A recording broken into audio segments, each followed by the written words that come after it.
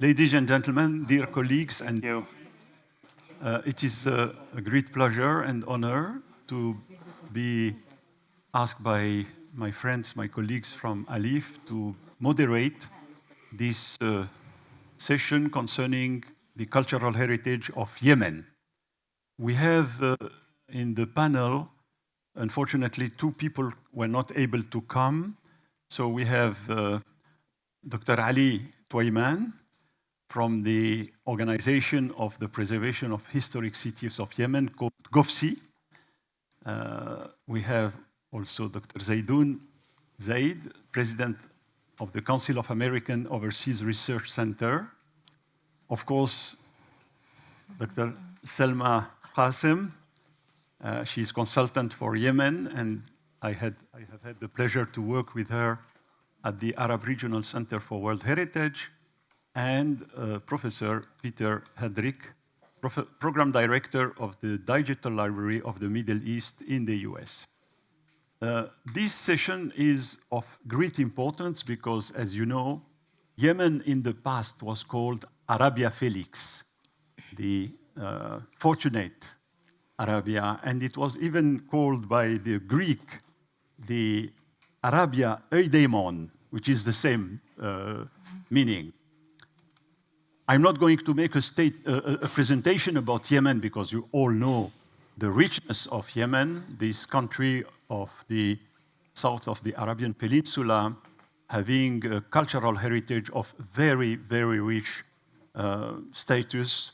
And it happened that when I worked at UNESCO, I was in charge of 2 international campaigns in Yemen. The one concerning the old city of Sana'a and its walls, and the second about the city of Shibam in Wadi Hadramaut, in the Hadramaut area.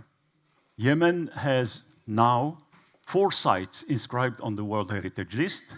The first one was Sana'a, the second Shibam, then Zabid in the Tihama area, and recently, last month, as an exceptional inscription, Ma'rib in the north. So this is only the elements surviving as World Heritage Site. There are so many sites, archaeological. Even in Aden, we had a very nice project on the Qanat of Aden in the south of Yemen. And of course, if you travel from the north to the south, you have so many archaeological sites. And I know I was present during the time where there was a French archaeological mission based in Sana'a, a German archaeological mission, an Italian archaeological mission. I mean, there was really a lot of activities done by the Yemeni at the Department of Antiquities and by the Yemeni, and we have Dr. Ali Tuaiman at the GOPCHY, and I had also the chance to know the first Director General of GOPCHY in Yemen, dealing particularly with the campaign of Sana'a. So this is just to underline the richness of this country, and today we are going to have a session showing, first of all, what are the projects going on. This morning we heard our dear friend, CEO and President of the World Monuments Fund, Bénédicte de Montlort, speaking about Yemen, and we know also that many of you have been involved in Yemen. I see my dear friend Zaki Aslan here, and Amra. We had also a director of the Arab Regional Center, Dr. Shadia Touqan, who was sent by me to Yemen when I was in UNESCO. So Yemen is very familiar to researchers, and in particular, Peter is among those who have been working, and the same for Dr. Zaidoun. Now, my job is very easy. I would like to start, ladies first, by Selma, my dear friend Selma, and to ask her about the projects, challenges, or successes, or any problem that we may encounter in Yemen. And I know because I was really very close to the project that ALIPH,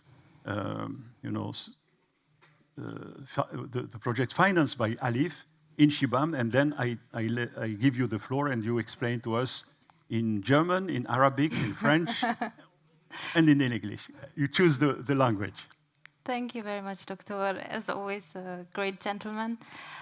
First and foremost, of course, I would like to thank the organizers, the lovely ALIPH team, and of course, especially Valérie for the generous invitation to be part of this discussion today.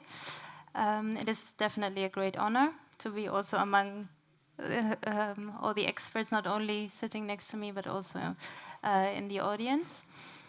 Challenges and successes. Well, thinking about Yemen, challenges, obviously, there are plenty. When you think about successes, I think personally, success is really, the breeding ground for success are challenges. Because if you are planning a project, you're planning it, you do the budget, you implement, and everything just works fine, it's great, excellent, congratulations. But having gone through challenges, real challenges, and numerous, a variety of them, the success afterwards has a different taste. It's really something that, yeah, it's more, you appreciate more afterwards. Working in Yemen, just as a quick summary of what kind of projects I'm talking about. During the past 6 years, I've been working with the Arab Regional Center for World Heritage in Bahrain, and had the honor to work on several projects in Yemen, be it in Socotra, in Sana'a, in Marib, and also in Shibam. And especially Shibam were the two most recent collaborations with ALIPH, generously funded by ALIPH. And the first project was focusing on the restoration of historic buildings in the city, while the second one on the rehabilitation of the old souk. Yes, and during these projects, definitely we did experience a lot of challenges, be it from the political point of view, obviously, the monetary point of view, the currency fluctuation is going up and down. It can make you dizzy at some point, being a project manager, being the climate, very harsh, arid climate, floods, hurricanes, which just pours more salt on the already painful wound the society is suffering from the experiences of the last years especially. So then we have issues, for example, there's no stable electricity, no stable internet. There you also have the challenge of even getting in touch with the local team.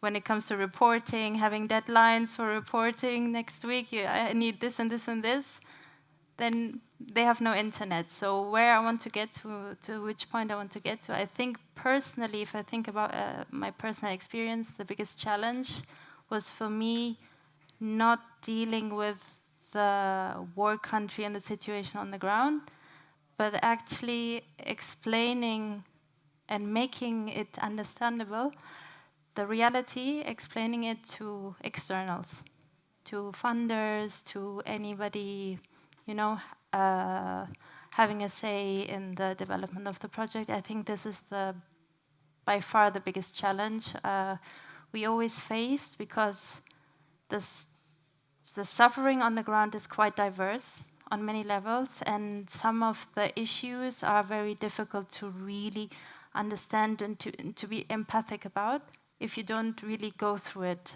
yourself.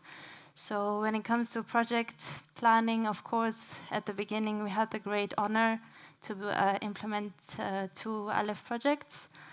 And at the beginning we planned the project, we made a budget, and deep inside I already knew we will never implement the project exactly how we are planning it right now. And I was quite nervous about it, because I didn't want to disappoint ALIPH and Valérie, this generous fund that we have received. It was quite pressure to deliver, but already knowing it will not work out as it was planned. And obviously it didn't. We faced a lot of challenges and floods and so on. So the biggest blessing, I would say, having executed this project with ALIPH was definitely, and this I found it quite interesting listening to the other speakers this morning, because we share the same opinion about working with ALIPH.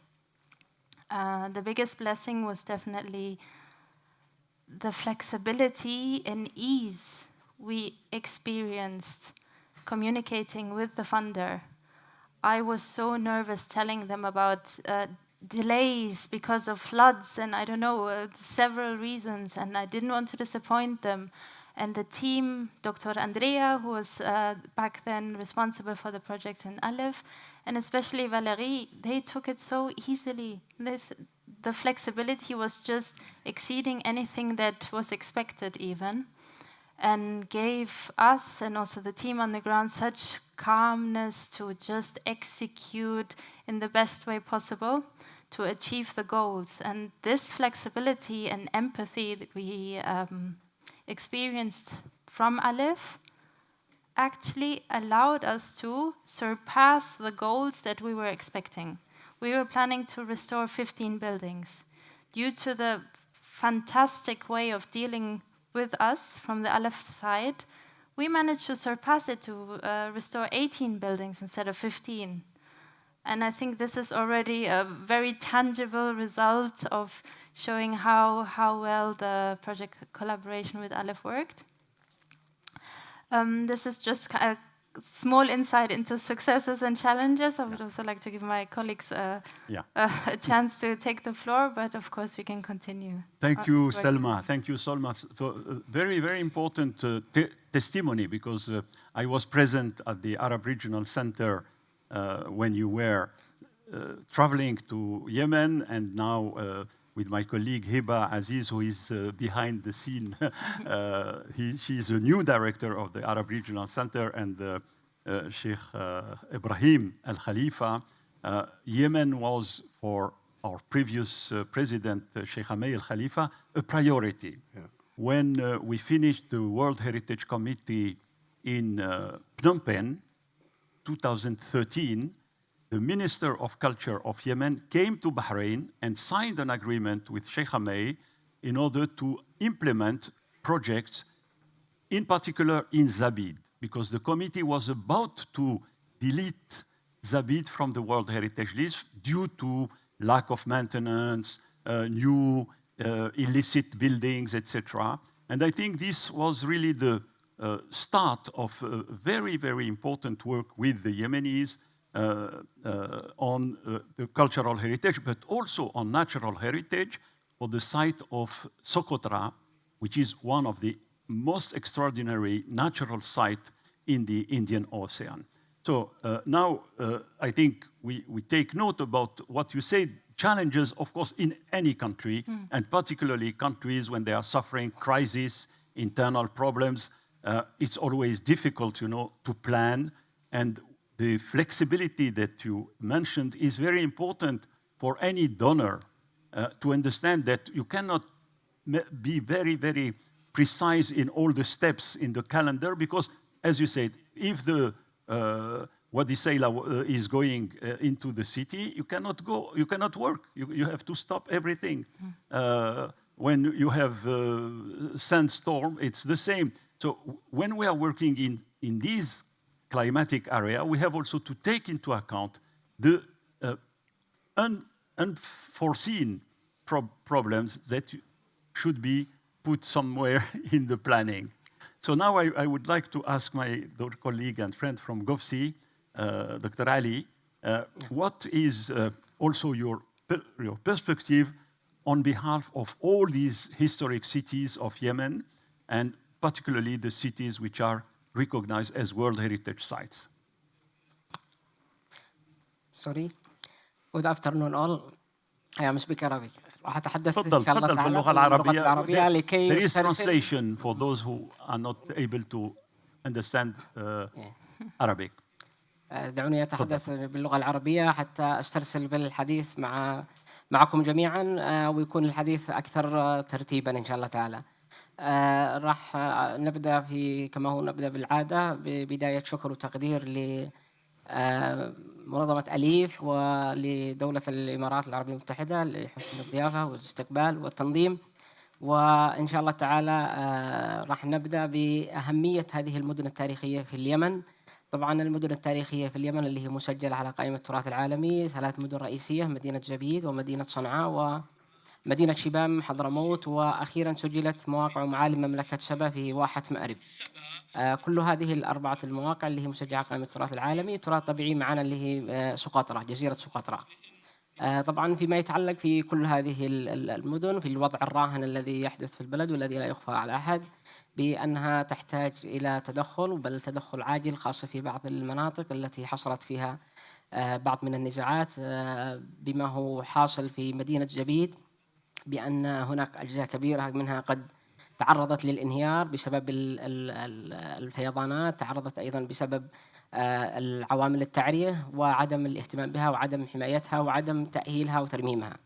كما هو معروف أن التراث أنه أكثر عرضة للتدمير والانهيار إذا لم يكن هناك جهة تعمل على رعايته وحمايته وتأهيله. والوضع الذي دائر لم يعطى أي انتباه، بل يكون في نهاية القائمة في موضوع الحماية أو الرعاية والاهتمام. بلا شك أن هناك مشاريع نفذت في حضرموت شبام، وقد تحدثت فيها زميلتنا السيدة سلمى. بكل تأكيد تم تنفيذها، وقد أنقذوا ما تم إنقاذه في مدينة شبام. الآن كما هو معروف بأن مواقع ومعالم مملكة سبا، والذي عملت رئيس الفريق الوطني في تسجيل أو رفع ملف مأرب إلى قائمة التراث العالمي، وضعت في قائمة الخطر، المواقع المسجلة في اليونسكو في قائمة الخطر، وهو ما يتطلب منا ويستدعي إلى البدء بالقيام بواجبنا تجاه مثل هذه المواقع الهامة. دعوني أيضا أتحدث عن أهمية هذه المواقع والقيمة العالمية الاستثنائية التي سجلت بها هذه المواقع. إذا أردنا نتحدث عن مملكة سبا، فهي تعتبر من بين أبرز الممالك العربية القديمة في جنوب الجزيرة العربية، وبالتحديد بدأ تاريخها منذ نهاية الألف الثاني قبل الميلاد واستمر حتى بداية العصر الإسلامي. كل هذه المواقع التي سجلت هي مواقع متعددة، سواء كانت من حيث المدن السياسية والإدارية والاقتصادية لدولة مملكة سبا، وأهميتها مدينة مأرب التي تقع في وسط واحة مأرب، وأيضا هناك مدينة تسمى مدينة صرواح، وهي المدينة الثانية التي تعتبر من بين أبرز المدن إضافة إلى مدينة مأرب. هذه المدينتان سجلتا الآن إضافة إلى معبدين، وهو معبد أوام ومعبد برآن الواقعان في واحة مأرب على بعد تقريبا من 3 إلى 4 كيلومترات عن مدينة مأرب. أيضا مدينة مأرب سجلت، وسجل سد مأرب القديم والذي تعرفه العرب وداع صيته وتناقلت أخباره، هذا السد العظيم. أيضا سجل بجميع منشآته المائية، سواء الصدف الأيمن أو الأيسر أو القنوات الموجودة في الواحة. ولا زالت الواحة تعتبر متحفا مفتوحا لعثور أعداد كبيرة من المنشآت المعمارية التي تعود لنفس الفترة التي بدأ فيها سد مأرب حتى اللي هو انتهى العمل بسد مأرب، بناء على الكتابات والنقوش التي ذكرت منذ أول مكاربة مملكة سبا منذ بداية الألف الأول قبل الميلاد، واستمرت حتى اللي هو وصول الأحباش إلى بلاد اليمن، وهو نقش أبرهة الحبشي الذي سجل آخر النقوش لإعادة ترميم وتأهيل سد مأرب حتى انفجر سد مأرب. ومنذ تلك الفترة بدأت اللي هو المجتمعات الموجودة في واحة مأرب بالهجرة والانتقال إلى مناطق أخرى. هذه من الناحية التاريخية. أما بالنسبة للقيمة الاستثنائية العالمية لهذه المواقع فقد اتسمت بشكل أساسي حول أنها تقع مدينة مأرب على طرق القوافل التجارية القديمة المعروف بطريق البخور، والقادم من مواني شرق الجزيرة العربية، مرورا أيضا بعدة مدن من أبرزها مدينة شبوة عاصمة مملكة حضرموت، ثم قتبان، مدن مملكة قتبان، وصولا إلى مدينة مأرب. بل تعد مدينة مأرب أعظم هذه المدن وأكبرها، وهي المدينة التي كانت تؤمن هذه القوافل إلى جانب المدن الأخرى من حيث الماء والتغذية، ثم تمر هذه القوافل شمالا إلى مدن الجوف حتى وصولا إلى المدن الأخرى في وسط الجزيرة العربية، وفي شمال غربها مرورا بنجران في المملكة العربية السعودية، وصولا إلى وادي الدواسر، ثم الفاو، ثم وصولا إلى العلا حيث واحتي مملكة ددان والحيان، ثم اتجاها إلى بلاد الشام في غزة وما حولها من المدن التي كانت تستجلب المواد العطرية والتوابل وغيرها في هذه الطريق. أيضا هذه هي من القيمة العالمية الاستثنائية. ما بقي من هذه المواقع هي الأعمدة التي كانت يتكئ عليها الأسقف التي تسقف هذه المنشآت المعمارية الهامة، إضافة أيضا إلى بعض من القنوات التي كانت تأتي من سد مارب لتنظيم عملية الري في الواحة. وهذه الاستمرارية التي بدأت منذ الألف الأول قبل الميلاد واستمرت حتى بداية ظهور العصر الإسلامي، فترة تاريخية طويلة خلفت الكثير من المعثورات الأثرية الهامة التي ليست تهم حتى اليمنيين بوجه خاص بل تهم الإقليم والعالم أجمع، كونها إرث بشري عظيم لابد أن نحافظ عليه للمجتمعات أو للأجيال القادمة. هنا احنا نتطلب وبشكل عاجل في عملية مشاريع سواء من العوامل الطبيعية أو من العوامل البشرية. العوامل الطبيعية لا يخفاكم السيول الجارفة والرياح والحرارة التي تؤثر بشكل مباشر على المنشآت المعمارية. وبلا شك أنه من بين التأثيرات أنه سور مدينة مأرب الذي يقع على وادي ذنه الذي أقيم عليها السد.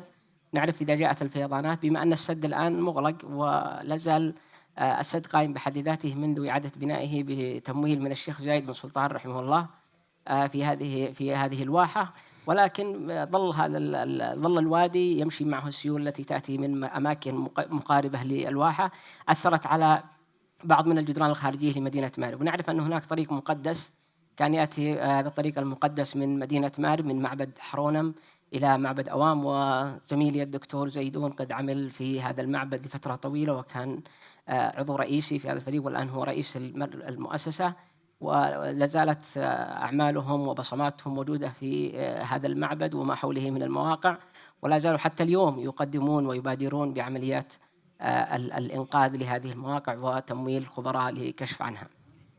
هذا المعبد يعتبر معبد هام جدا، ولا يهم فقط اليمنيين بشكل خاص بل أيضا يهم الجزيرة العربية بشكل عام والمجتمع الإقليمي والدولي بشكل عام.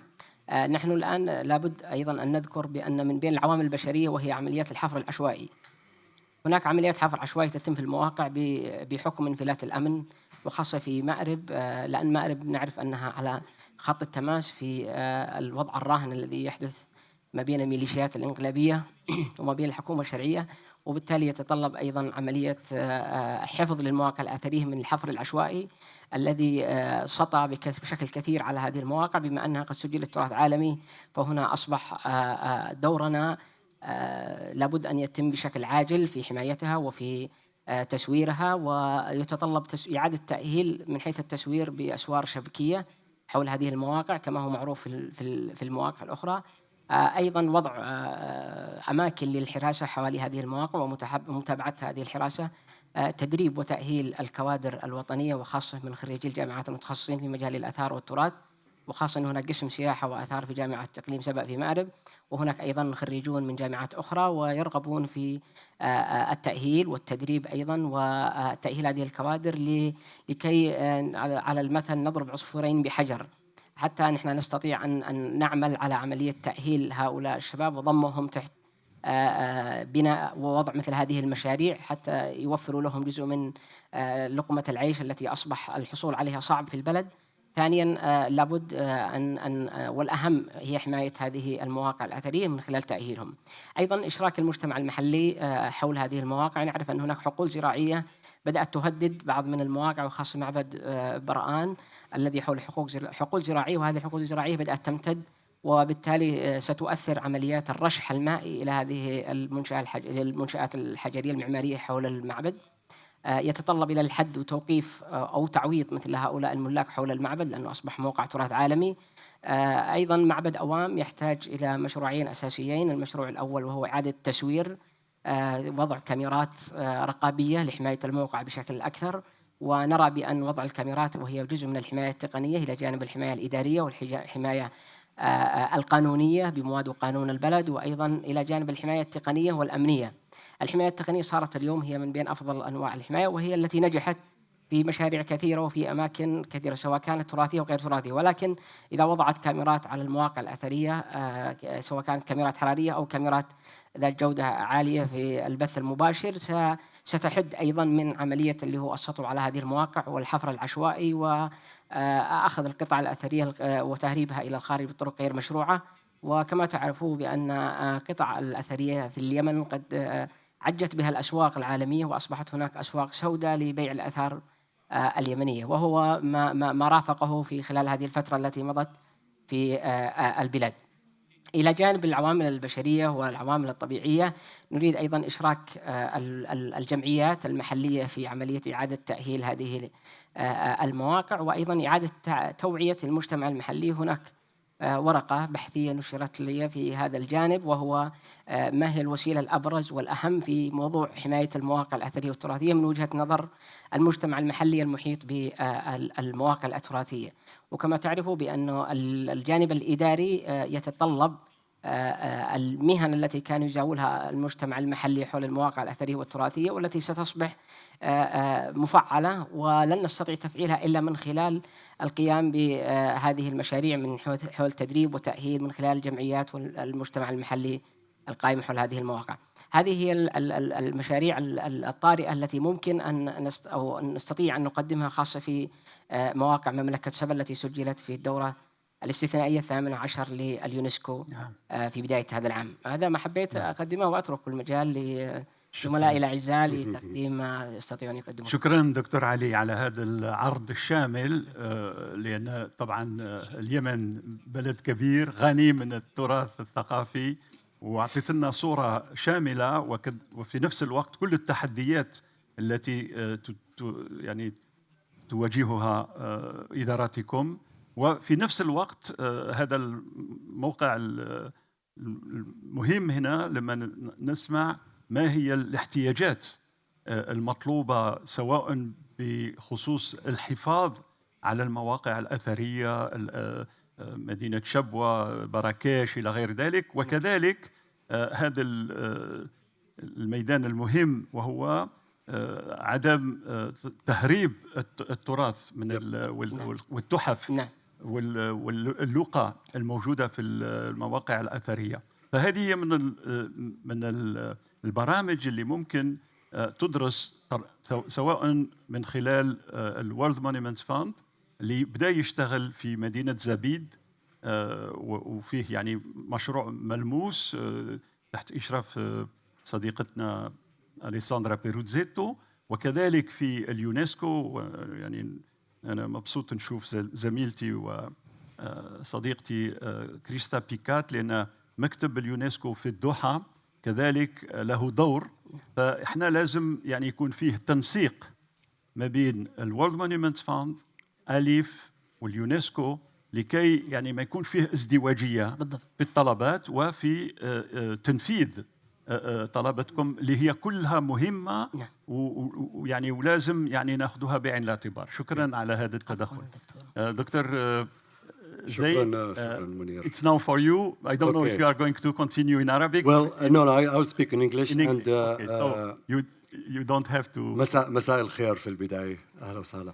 I just would like to mention that speaking with Mounir outside, I realized that when I went to Yemen back in the 80s, he's the one who sent me there to do a survey in Bayhan at that time. I was still an architect student, and I just realized he's the one who sent me. So thank you so much. You're making me very old.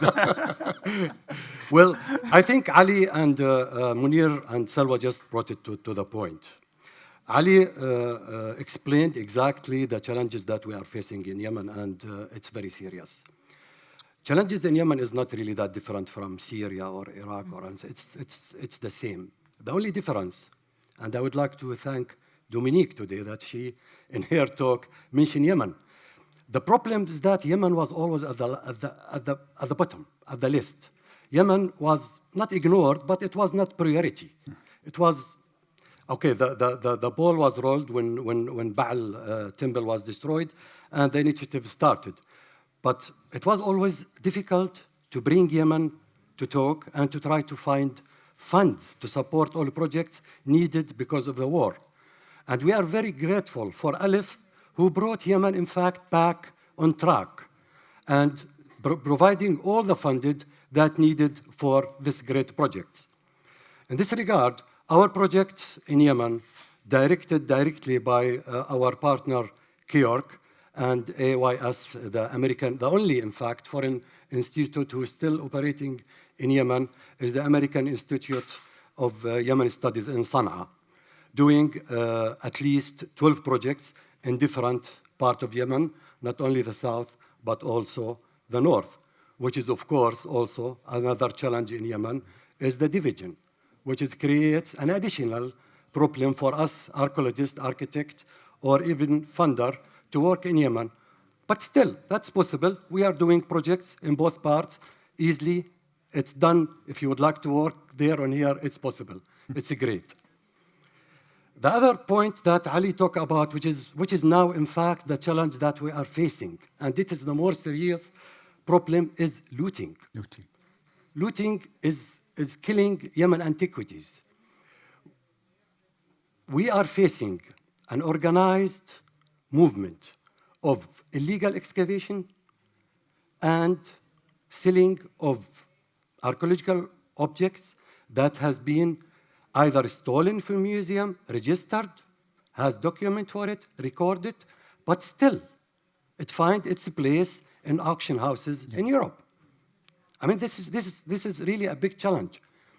We are not talking about objects that has been illegally excavated. We are talking about objects that was excavated, recorded, stolen from museum, still find its places in auction houses and be sold. This is a huge. Yeah. And we were happy that last week we were able to give back 77 pieces of antiquities that has been sized by American custom officers, and has been sent back, not sent back, it's in Smithsonian now, but waiting to be sent back to Yemen. Our policies in Yemen at the beginning, I mean, we are archaeologists, we dig, we do archaeology. But since the war started, it was not possible for us to go back and do our real work, archaeology. So we made a shift of how we can help our Yemeni colleague in this difficult time by not being there, but at least from outside. It was possible for us to do that through a series of trainings that has been connected to projects. So you don't do training because you want to do training, but connected to projects. And in this sense, I would like to thank Dr. Zaki for his support always for doing that training in Sharjah, which is a great place. The point that Mounir brought is how we can fight trafficking. And I would like really, I'm not going to talk about nothing else today but trafficking, because this is really a disaster. We are working in a concept with our partners in Yemen, customs officers, law enforcement officers, GOAM officers, as well as the Interior Minister, to try to establish, to create a unit, art crime unit, that is going to take the lead to fight trafficking, as well as tracing. It's not only fighting, but also trafficking. Trace through the internet. Right.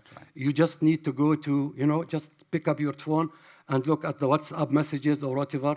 You end up with thousands of messages, people selling antiquities through media. So this is for us now. It is our priority, is to help Yemeni to create an art crime unit, and we would like to invite all people who really can help us on doing this project, because this is now honestly the priority for our work, is to create an art crime unit that's going to be able first to fight the trafficking in Yemen, stop archaeological projects, artworks to come out of Yemen, and even if they find their way to go out, is to trace them and to try to get them back. Okay. This is priority, and we welcome any help from any part who can help us in that. Thank you so much, Dr. Zaid, because you are giving me the opportunity to highlight this point, you know, the looting and the trafficking of illicit traffic of objects. This is one of the priority of UNESCO under the Convention of 1970. That's true. Which is now very strongly supported by a number of countries which at the initial, after the adoption of this convention, and I was at UNESCO, as you know, since the 80s, I have seen a lot of lawyers, of owners of art shops, dealers, coming to see me and say, you know, UNESCO is doing this convention which aims is to empty the museums of the North in the benefit of the Museum of the South. I said, no. First of all, a convention is not retroactive. Right. And what UNESCO has done, UNESCO established an international governmental committee for the return of cultural property to the country of origin through negotiations.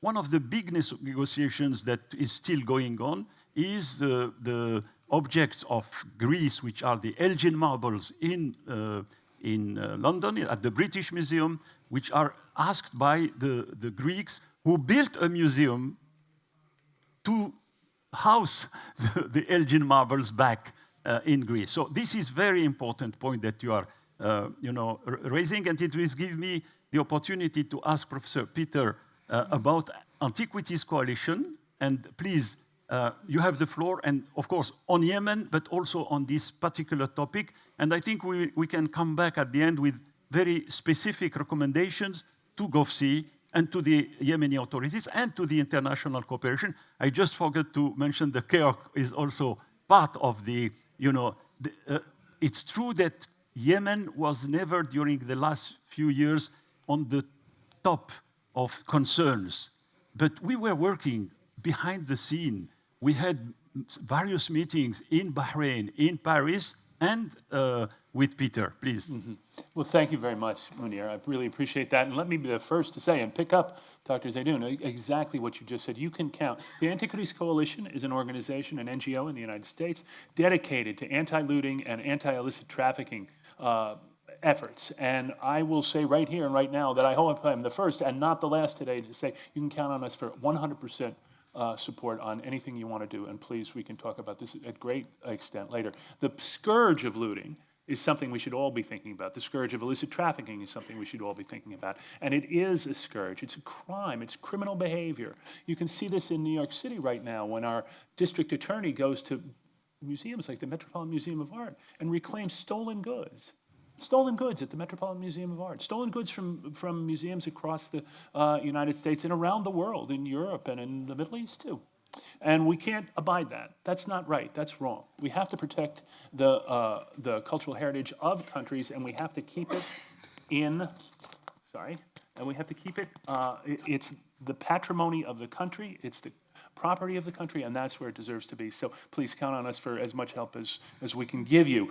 Now, let me return to just today's topic just quickly and say that I want to start this part by saying thank you, of course, to ALIPH and saying that we appreciate this opportunity to speak with you, speak with everyone. Appreciate the funding for the project that we did, which I'm going to tell you about right now. And I'm going to start with this morning's introductory presentation too, and cite three things. It's the three-word mantras that we recited: action, action, action, collaboration, collaboration, collaboration, and flexibility, flexibility, flexibility. Yeah. So let's start with collaboration, and this is how my project started. It was situated at the National Museum in Aden. We had terrific partners on the ground there. Dr. Ahmed Bataya, who unfortunately couldn't be here today, was one of them, along with their museum director, Mr. Mohammed Al-Skaf. Also, the Egyptian Heritage Rescue Foundation in Cairo was part of that, and the Council on Library and Information Resources, who was the actual grant holder. That's a library and technology organization in the United States. So the collaboration began when, in 2018, when the then Minister of Culture, Minister Damaj, was a guest of the Antiquities Coalition in Washington. He came over to talk about the situation, the looting situation then, and we first met, and he said he would like to try to develop a project with us. And that went along for a bit, and it was the Yemeni embassy in DC who suggested that I talk with the National Museum and said, please, what we think is that they are in a situation where they do need help. They have been robbed already. This was not going to be one of those theoretical things. This was not preparation for looting. This was an institution that had been looted. Gunmen came into the museum and stole their coin collection. He said, so we know that they do not have a proper inventory, and we know that they don't have photographs of their material. So is that the sort of thing that you could do? And I said, well, that's exactly my specialty, digital infrastructure, digital documentation, digitization projects, and the planning around that, and then the extension of those projects further. That's all what I do. And I said, yes, that's what we can do. Now, I think this is important because this is the collaboration part, right? It was, the idea came from Yemen. It didn't come from us. And the idea is always in our mind is to honor and put the people who are responsible, the responsible custodians of the material are the people who get to decide what we're going to do. Because it's not the Antiquities coalitions, or it's not the Council on Library and Information's resources collection, it's the collection of the people of Yemen. Right? And I'm not like Dr. Ali, I'm not an expert on this subject. The expertise should come locally. And so that's the collaboration part, I think. And I think that's really valuable, and it's an important thing to think of. So what we decided to do was we thought this is an emergency. This is not theoretical. It's not, this could be looted. This has been looted. So we thought we would do a very quick inventory list with digital photos of each of the items. Seemed simple enough. I can see Selma is laughing because she knows where this is going to go. It seemed simple enough, and we thought we could do it in 5 months or so. And we started, and this was in 2019, and we started by training. We brought museum staff members over to Cairo, where we trained them at the Egyptian Heritage Rescue Foundation's center over there in digital photography, in record keeping, in data management, those sort of topics.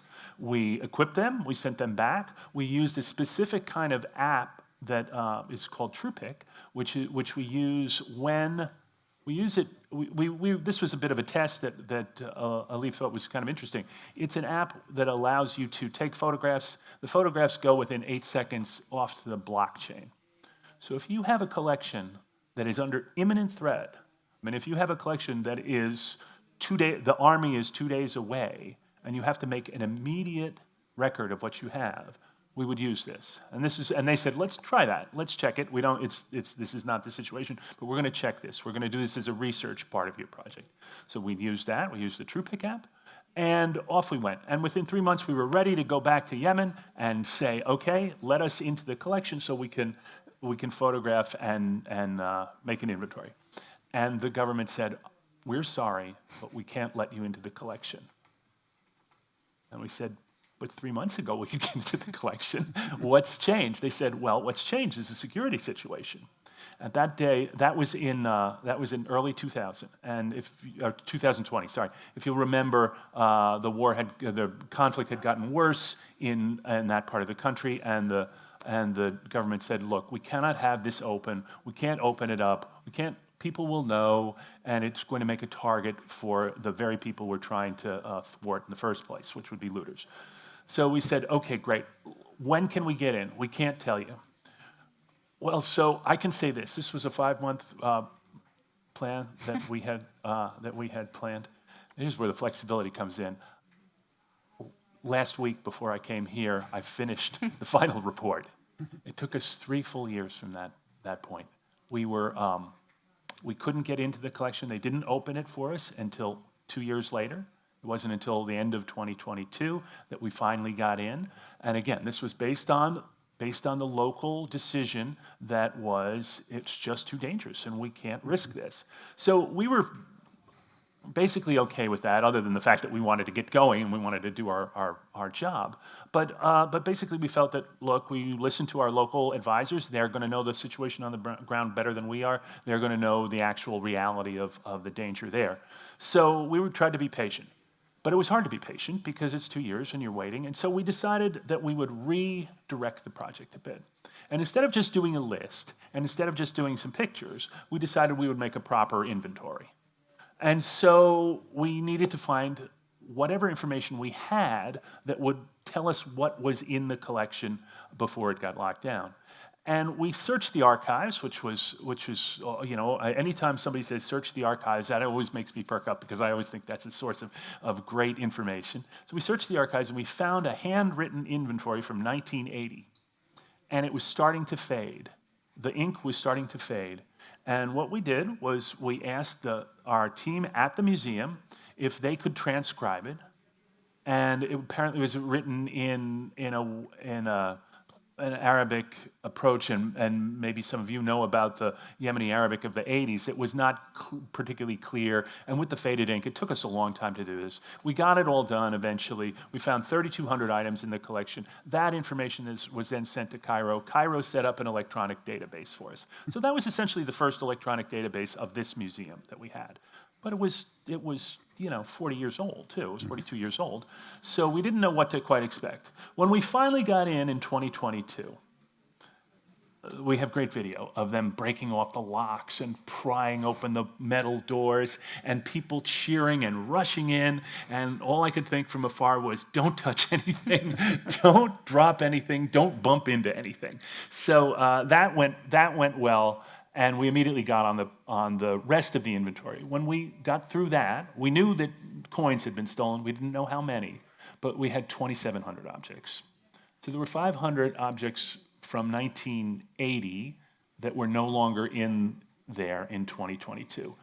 Much of that was coins, but we don't know how many, and we don't know what else is missing yet either. We still have to do that analysis of that. The thing that was good, though, was after we got in, we were able to take photos. We were able to associate the photos. We made data records with the new material. We weighed all the coins and we measured them, and we did all the work that you would do on a proper inventory project. And that is now consolidated, and that is in the hands of the museum. And they have that. We have it backed up in Egypt, and we have it backed up on hard drives because, you know, you always have to you have to make multiple copies to back up. And we were successful with it and extended it further than we thought we had to do. Now, all that time, I was also working with Dr. Andrea over at ALIPH, and he was extremely patient. He said, yeah. and you know, it is an organization based on the idea that conflict is where we should be working. We should be working in conflict zones. We should be working in conflict situations because that's where things are most at risk. So I thought that they absolutely lived up to their name and their mission by not saying, where's the report? Where is it? When are you going to get in? Why don't you tell the local government that they should do whatever to get you going? And that patience was really very, very valuable. So I would say the lesson out of that is that working with ALIPH was really a pleasure that they were open to our ideas. They were open to that redirection. The redirection happened because we really wanted to do something, and we were eager to make this even better, and we had the time. We didn't have all the money that we wanted, but we felt that this was important, and it was going to be the next step anyway. You know, we were going to get the emergency grant, do the beginning steps, and then we would have been back on ALIPH's doorstep the next funding cycle to say, can you help us now, give us some more money, and we'll finish this off. So we basically have gone pretty far. There's still work that we'd like to do. There's still more research on what's the missing material. There's research that we could do. We could do some more measurements, and we could do some more. And what I want to think about is I want to mention this is very important, is to make these records available, make them publicly available. Yeah. So we want to get them on a website. We want to make them available to the Yemeni people, to educators, to scholars who are interested in this material and want to see it. And one of the things that the museum said, the museum staff said, I've always asked this, I always ask them on any project, and I work on projects in Iraq and I work on projects in Afghanistan, I always ask this question, is there something else, Yemen especially, look, you know, the United Nations called it the worst humanitarian crisis in the world at one point. That was before Ukraine. And they had a cholera epidemic. And cholera is a preventable disease. And it was an epidemic. And during COVID, We haven't even mentioned the fact that we did this all during COVID. During COVID, mortality rates were between 30 and 40% from the disease in Yemen because of the lack of medicine, the lack of doctors, and the lack of healthcare facilities. So it's a country with serious challenges. And I said, would you endorse us doing this, or would you prefer that we were working on another issue? Would you prefer it if we were trying to get pharmaceuticals for you? And they said, no, absolutely not. We value this culture. This is important to us. This tells the story of who we are. It puts us in context in history, and it shows the greatness of Yemen to the world. So, with that in mind, we need to now get this material out there so people can see it and people can understand and see the greatness of this, the kingdoms that you spoke of, Dr. Ali, the kingdom of Sheba and the kingdoms of the past, the cities of the past, the waterworks of Marib, the dam of Marib, how important that is, what it means, and the stories behind that. So that's what we're on. That's what we're on to do, I hope, next. If anyone is here from ALIPH, we know that they have a general call for proposals in May. You can expect one from us, certainly, and we'll pursue that, and we hope to be successful with that. One last point I want to make, and that is something for all of us. That's a challenge for all of us, which is my observation about the work that we've done, the work with ALIPH and the work with everybody else, is that I believe we have to do two things. We have to scale it up. We have to make things bigger. We can't digitize. If we digitize Yemeni organizations one at a time, we can have opportunities for our grandchildren. Because if we do them one at a time, it's just going to take that amount of time. We need to conceive of ways, and this is one of the things that we work on our research side, is how do we do this bigger? How do we do multiple organizations? How can we create, as Sana Lesher was speaking earlier, she was saying they're working on a hub idea. Let's get facilities, let's get a facility in Yemen that can do multiples at the same time, where we can locate equipment and then move it around, where we can have a CTO in one location to answer questions for everybody and help everybody with that, so that we can build it out broader. That's one thing. And then the second thing is, let's do it in coalition. Let us all think about how we can work together. There's wonderful organizations. We don't want to be repeating each other, right? We don't want to be having me and Heidi at the AIYS both thinking about, we both need to buy digitization equipment, or we need to buy, wow, I'd really like to get this really nice scanner, but it's too expensive. But if we were working together, maybe we could afford that. It's that sort of idea. So I think that's it. Coalition, scalability, and then thank you very much, ALIPH, and we'll continue on with this work. We're committed to it. The culture of Yemen is beautiful.